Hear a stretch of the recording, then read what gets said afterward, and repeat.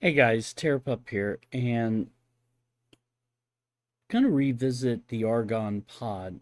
And for those of you that did not see my video, there's a link above where I found these at Microcenter, the one closest to me. And I have to admit, lately Microcenter has been picking up their game and been bringing in a lot of products. So the first pod that most people will find is this one. And this is the Argon case for a Pi Zero. It's better to use a Pi Zero 2. And what's cool about this is, it's a nice little case. There's a cover. And you have your HDMI, your USB, and power. They're nicely labeled. Well, with the pods, you can buy and expand. That's a pod. So this was the other board I found there, and this gave me a full HDMI, two full USB, output, and the power's over there, and it was simply would come in and connect it, and there would be a nice cover on top of that. Well, this, okay, this was the LCD screen, which was really cool because, now you can add this to it and you would have a nice little PC for a Pi Zero. And these programs here, they're programmable. Okay. And this works pretty nice. Well, there are two other pods that are out there, and I've been looking for this next one, and Microcenter got it in. Okay, this is the USB LAN. Okay, and we're gonna look at it real quick. Argon's really got some cool stuff. I need to get an Argon case for the Pi 5. All right, so again, we got our nice little static bag. Piece of foam, we'll remove it. There's connectors, and there's the pins. And as you can see, you can add the fifth and final pod if I ever can find it. I'm not sure if we could do two LANs with USB, but it'd be worth a shot. Make a nice little Pi Zero router.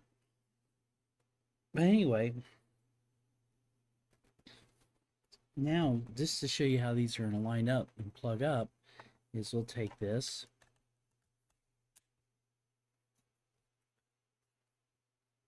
And there we go. Now we have 1, 2, 3, 4, 5, 6 USB outputs for this device, and we have Ethernet. So we're going to power it up, and we're going to try to see if we can get Ethernet out of this. Okay.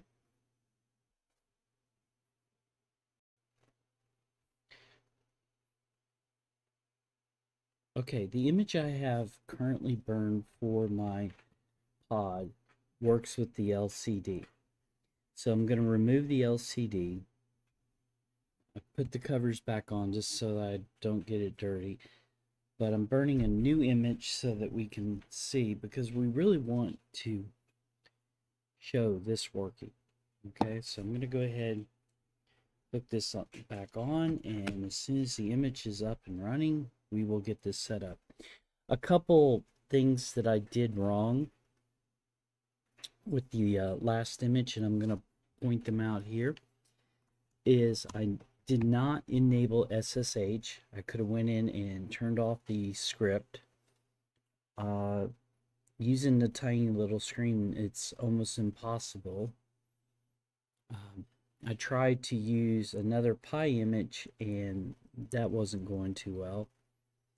So I would set up either SSH or VNC so that you can get into it. But still, nice little pod connection, and we'll get it up and running. I can tell you that this is working. Okay, this is working. Ethernet didn't come up, and that's part of the reason I want to get it to come up with the full screen. I probably needed to activate this, but these were working. The USBs were working, so it's pretty cool. And like I said, for people that like to do retro units, this would make a great little, you know, if you could get these buttons to work, or a small media player. If there was like a media out on this would make like a little cool MP3 player. Anyway, we're burning the image, so we'll come back shortly. All right, sorry for the side scroll, but I got it booted up, and real quick, hopefully it won't scream. There's an IP address which is telling me it is working with the Ethernet, and we'll just go through real quick. Change my location.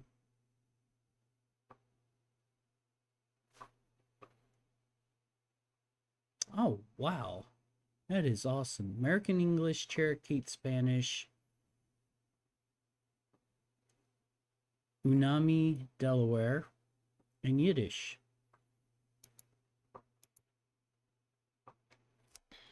Never knew that. That's pretty cool.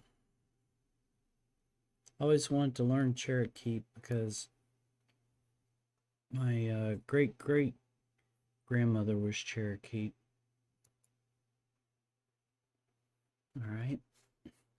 So we'll finish this up real quick, and then we'll boot back over to my other screen. But again, I just wanted to show that it is up. I don't have the screen on. I'll reload the drivers for the pod.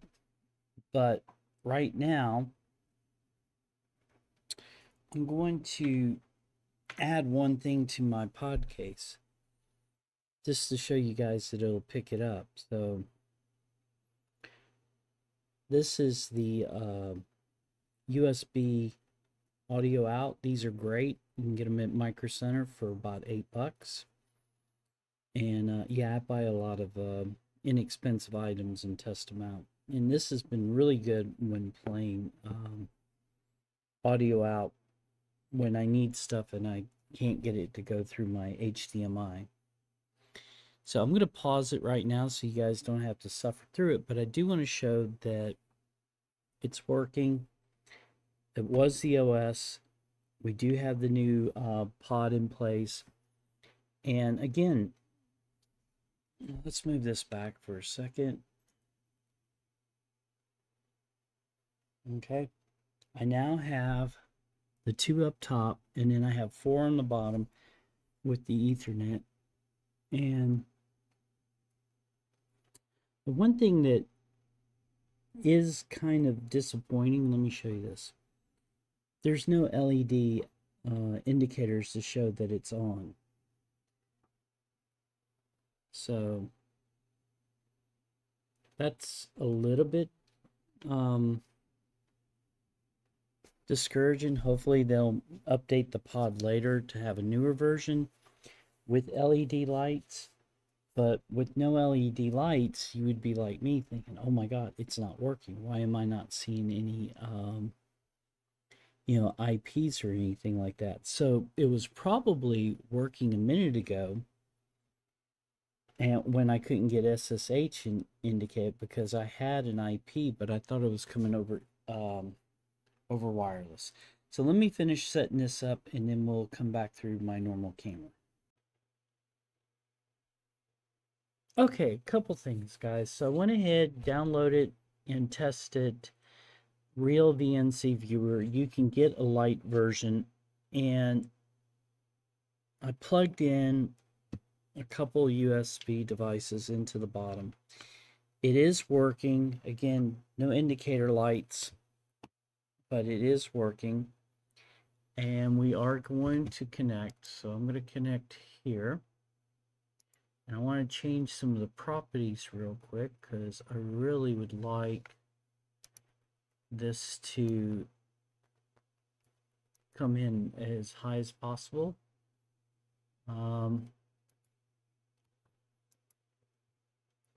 Right, and VNC, so when you enable VNC on a Raspberry Pi, it turns on real VNC, but real VNC is not free if you have multiple computers. So you can use it, I think, up to 10 devices, but it's a nice little tool. So we're going to go ahead and hit connect.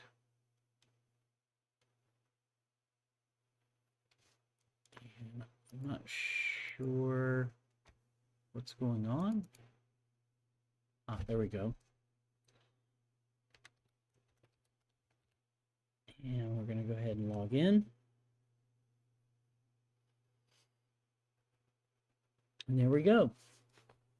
And the reason I changed the colors was I wanted to show you that we can, on a local LAN, run this with high colors. If not, it'll come in kind of washed out, and it's doing that because VNC likes to compact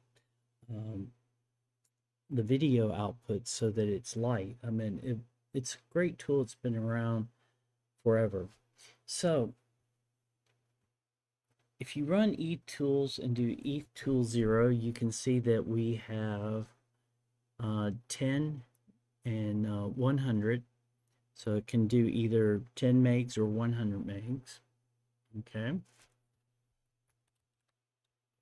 I did download the Argon pod controller, so I can go ahead, if I run that, it'll ask me if I want to go ahead and configure the buttons, set the resolution for the screen, any of those things. So that's fine, or uninstall it. But right now we're not using the pod on this one. Now, because I'm not using the pod, I could put my Pi 0 2 in there. The reason it's not in this one is this is a Pi 0. They recommend a Pi 0 2, and I'm thinking about installing an OS on here, putting this in there, and see if we get better output. But anyway, I just wanted to show you guys Argon pods. This is really nice. Now, the only pod I am missing, I'm going to try to locate it. I may have to buy it from Argon directly. There is a battery pack. So you could have the the LCD, your two up here, the one with the case, the one with the add-on, so that you have normal ports, the Ethernet, which gives you 6 connectors. And just real quick, just to show you guys that it is seeing the devices that I plugged up. Okay, so there's our card reader. Okay, there's an Ethernet adapter. There's a sound device, which is this one here. And so we could essentially have a nice little portable unit. I am going to eventually solder this, solder this on there, but I want to try it out first. Okay, but that's going to be it for this video. I hope it helps you guys out. Like I said, I was excited. Microcenter has been getting a lot of Pi stuff in. They've had Raspberry Pi 5s, which has been nice. I actually picked up one from them. They have a lot of Raspberry Pi 4s. Not a lot of CM boards yet, but you know, that's coming, hopefully. You know, and I just want a couple more because I do want to try to get a project up. And they have one of the unique items, and I really would love to buy one. It is from, I want to say Geek Pie, but it's called the DeskPi, and it's like 4 or 6 different CM4s that you can run, and it's on an ATX board, and I really want to try that. But until next time, guys, this is TerrorPUP. Peace.